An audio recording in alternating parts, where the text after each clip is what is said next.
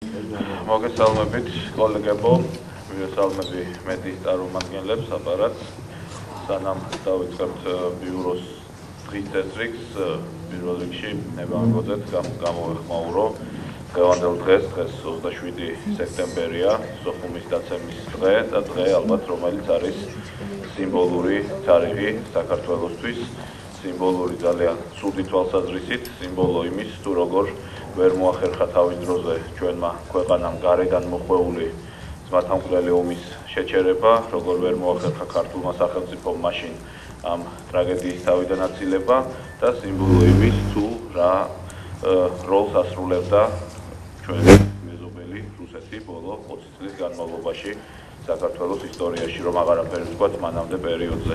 ალბათ დღევანდელმა თარიღმა კიდევ ერთხელ უნდა შეგვახსენოს, რომ ის აგრესია, ის ტრაგედია, რომელიც მოხდა 2008 წლის აგვისტოში, ნამდვილად არ დაწყებულა 2008 წლის აგვისტოში და ამ ტრაგედიას წინ უსწრებდა კიდევ უფრო დიდი ტრაგედია და უბედურება, ათასობით ადამიანის სიკვდილი, 10,000-ობით და 100,000-ობით ადამიანის საკუთარი სახლებიდან განდევნა. ეს ყველაფერი მოხდა ჩვენ ქვეყანაში 17 წლის წინ და დღევანდელი დღე არის სიმბოლო სწორედ ამ უბედურების, რომელიც ჩვენმა ქვეყანამ გამოიარა ამ წლების განმავლობაში. ამიტომ ვთქვით, რომ ყველამ ერთად კიდევ ერთხელ პატივი მივაგოთ ყველა იმ ადამიანის ხსოვნას, რომელიც დაიღუპა ქვეყნის ტერიტორიული მთლიანობისთვის.